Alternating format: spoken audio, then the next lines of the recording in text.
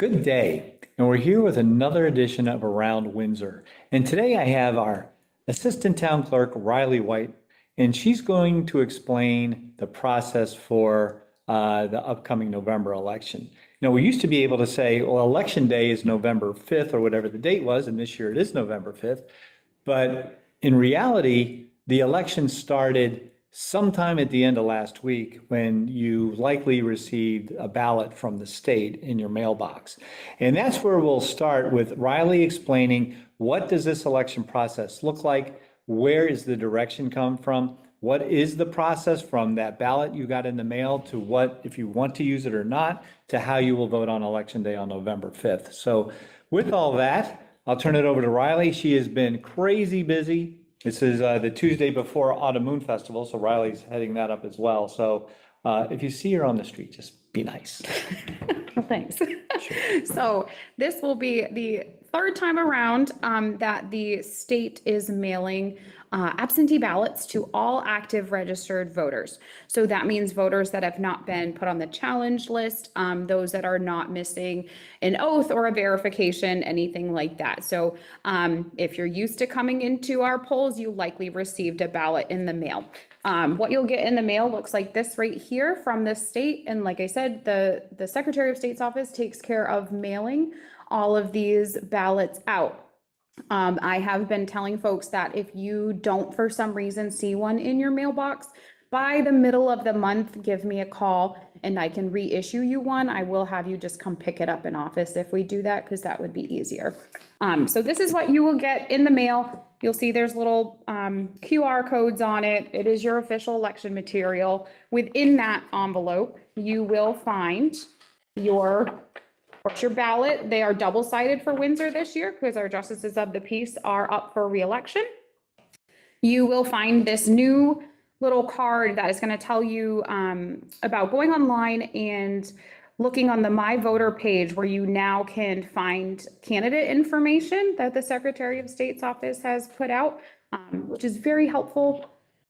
You will have your voted ballot envelope. So this is the most important. Your voted ballot needs to go in this envelope so that is not deemed defective. You also will need to sign it, print your name, and put the date on here. They did make it convenient this year with a little tear off tab so you can seal that up. You have multiple options for bringing this ballot back to us. In that original packet, you will get a postage paid envelope that is addressed right to the town office here. We have a white drop box outside of the police department that is under 24/7 police security footage. It's also bolted into the ground and has a key lock that only I or the other clerk's office staff have access to if anybody is worried. So you can drop your ballot in there, mail it in, or you are more than welcome to bring it to us in person 9 to 4, Monday through Thursday. I say whatever makes anybody comfortable, I am happy to accommodate. The most important thing, if you would like to not vote this ballot early, please do not throw it out, put it in the burn pile, throw it in the shredder, all of the destruction methods. You want to come to the polls. They will be open, I believe, 7 a.m. to 7 p.m. 7 p.m. is the poll close time for all of the state. But you will want to bring that ballot in. By bringing that ballot in, that will allow you to be checked off the checklist regularly like anybody else, like you didn't already get a ballot in the mail. And then what you will do is you will hand that ballot off to me, and we will, your whole envelope pack, I guess you would say, and then you will be handed just the regular flat ballot out of there. We should have gotten enough ballots in the mail so that we can accommodate everybody that comes through and swaps that ballot out. If for some reason you don't bring it with you, you still can vote. That's not an end all for it. But what you will have to do is sign an affidavit where you are going to swear and certify under oath that you have not already cast a ballot in this election, that you're being given a new ballot, and that's what you are going to vote at the polls, which you'll then feed into the tabulator, and then you're good to go. So slightly different this year. than your first two elections you had this year. This mailing system is only for general elections. So any November elections, whether it's just the statewide that we'll have again in 2 years, or the combination statewide and federal with the presidential election in it. If you are to want absentee ballots for town meeting or primary voting, those you would still need to request online through your My Voter page or by giving me a call or sending me an email in the office. All right, Riley. So just to be clear, this is a state-driven process. Whatever you think about it, while all the contact information is local, it is a state process. So if you like it, let the state folks know. If you don't like it, let the state folks know. Riley, maybe to explain a little bit of just how the ballots get handled. People have received them for the most part by now, and they're going to start filling them out, and they'll put them in the box, as you said, or your office, or mail them in. What happens when they come here, whatever date that is? Yep, so when they arrive here, we will open up this outer envelope if they're popped in the mail so that we can check your inner envelope. What we are checking for is that your ballot is actually in this envelope, that it's sealed, and that you have signed and printed your name and followed all of the rules on that. If for some reason there is an error, you forgot to put the ballot in the envelope, it's just in there, you forgot to sign it, we will reach out to you and you will cure your ballot if you so choose, so that it is not deemed defective. So the state has implemented a number of ways to make sure that your votes count. So that is one of those extra ways to make sure that, you know, we get your vote, it counts. What we do from there in the office is we will check your ballots in. So I typically will put the date on every single one of the envelopes, and then I will log your ballot as received in the My Voter, or on your end, it would be the My Voter page system. On my end, it is the Vermont Elections Management System. But another handy tool is using that My Voter page, so you can actually log in to your voter profile and see that I have logged your ballot as received in the office, which does give folks some peace of mind if you have popped it in the mail, so you know it actually got here to me. From there, it gets put in a secure ballot box. And then we will, once the BCA has deemed it available, we will start loading those absentee ballots through the tabulator. Typically, we do that before Election Day so that it's not a clog of 900 or so absentee ballots that we get. That was the number 2 years ago, was 900 absentee ballots received. So we will start processing those early through the tabulator so that we don't have the clog up on Election Day for that. Okay. So when you say you receive them and you open up the outer envelope, Yep. You do not open up the inner envelope, though. nope. So you tell that the ballot's in there by feel. Yes, So yeah. the ballot isn't seen until it's being opened to put through. The tabulator. The Yep. tabulator. And that is done by multiple individuals so that there is no seeing what people have voted for, no bias. So you will always have 2 or more folks in the room to open those up and process those. One will, you know, blindly open the envelope, pass off the ballot to another individual so that we're not seeing name with ballot choices, to make sure that it's a totally secure, unseen, unbiased process. And the people who do that, is that the justices of the peace? Yep, it would be the justice of the peace or any of the appointed election officials that we have. So any of the clerks, assistant clerks, JPs, and we have a handful of other folks that we appoint as election officials. So multiple eyes on it. The process is you don't see the person and their completed ballot Yes. together. They go Yeah. into different piles, then they're all commingled, and it goes through the system that way. Yeah. So multiple steps are taken so that your ballot remains confidential. Yes, yeah. As far as, like you say, you run them through the tabulator prior to Election Day. Yes. Where is that done and where is that tabulator kept? between then and The Election Day? tabulator is always locked up in the vault at night or any other time. From now until Election Day, it's already locked up in the vault. Typically, we have done early processing of the ballots a couple days beforehand, but it will be up to the BCA if they want to just do a one-day run through like we've done in the past. It does take a long time, so they do have the other option of allowing a daily run through of everything, but that will be up to them for whatever process. But best case scenario, we can just daily process them, which helps speed up the process, or the day or two before a day or two before election day, we will come into the select board room like we have before. There's been 4 or 5 people, and we will process them all that day through the tabulator. And then it gets locked back up in the vault, and then it's ready to go on election day morning. That same count will always be there. It doesn't redo the count or anything. It'll just pop up like it just got shut down for the night, come back up. All the counts will still be there. All the ballots are sealed into the box. Nothing gets taken out of there, and it'll be ready to go. Okay. And the ballots that get run through in advance, where do they go? They live in the tabulator, in the locked base of the big tabulator box, and it's Okay. separated in 2 compartments. The larger compartment for any ballots that don't have any write-ins, and then there's a separate compartment where it filters out any ballots that do have write-ins for those to be hand counted at the end of the night. Okay. So I think we're all aware that there are different theories and scenarios on how elections can not go correctly. As they say, all elections are local, and it is local people that are handling the ballots for Windsor. Those totals are then given up to the state electronically through a system. But from the time you get your ballot to the time we receive it, when it's opened, every step is taken to make sure it's confidential.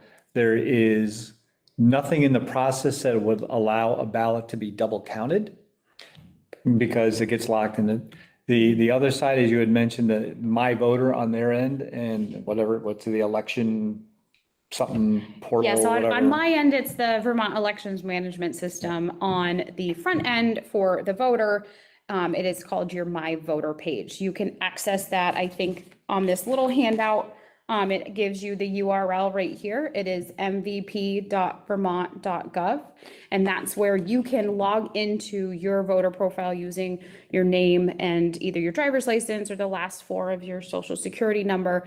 And you can see all your voter history. You'd be able to see that your ballot, if it's been issued, if it's been received, if it's been deemed defective, where I need to get a hold of you to cure it for any reason. So you can track kind of your process there and just give some peace of mind to everybody that it's here, that it's received, that it's counted. Okay. And as you said, when the envelopes come in and the names are on them, you check off on the list. Yeah, yep. So, a couple of other scenarios that I've been asked about is I got a ballot in the mail for one of my adult children who no longer lives with us. They've moved to Ohio. What happens in a? Typically in that situation, I would ask that those are returned to us so that we can properly challenge those folks on the challenge list. Okay. The state did just join more of a countrywide program. Not every state has adopted into it. I can't remember off the top of my head what it's called, but it's an amazing program where people in, say Tennessee could go register at the DMV and their name will flag for us. So it's really going to help start keeping these checklists clean. But if you do get a ballot that is for your adult child, they've moved, that they're there permanently, just bring it back. We will send them the paperwork to properly challenge them on the checklist and remove them from our current checklist here. If that child is just, say, out of town for an extended period, can they forward the mail to that person? Or what would you do if you're legitimately need an absentee ballot because you're not going to be here to vote? Yep. In theory, you should let us know so that we can make that adjustment. I think there's some parents that kids are in college, parents are going to go see them, they bring them the ballot. I don't think that there's any rules that say that they can't do that, but it would be good to give us a heads up, let us know so that in the future mailings, we can make that adjustment and for just their mailing address. And then when they're back in town permanently, we can edit that back over to the primary residence. Okay. Another question is, somebody was living in White River and they just got an apartment in Windsor. They moved here at the end of October. They got a ballot in White River. Do they fill that one back in or do? That is the choice of the voter. So they just can't vote twice. That's going to be the biggest thing. If they were to have gotten a White River ballot, they voted that, turned it back into White River, they will actually flag in the system for me if they were to request a ballot here. It is only people that are new voters altogether to town after September 9th will receive an absentee ballot from the office because they are coming on the checklist after the checklist was pulled by the state to do the mass mailing.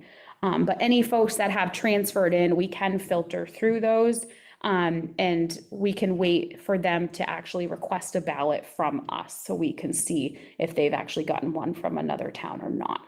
Okay. So we won't automatically send them one. They will have to do the legwork to reach out to us, which is just another step to ensure that they don't receive a double ballot and don't try to double vote or do anything like that. Okay. So being that sometimes there are evildoers, the person from White River waits until November 1st to fill out their absentee ballot. And then on purpose comes to Windsor where they now live and says, I want to vote in this election. On election day. On election day. Yeah, so what I do on election day is Vermont does allow for same day registrations.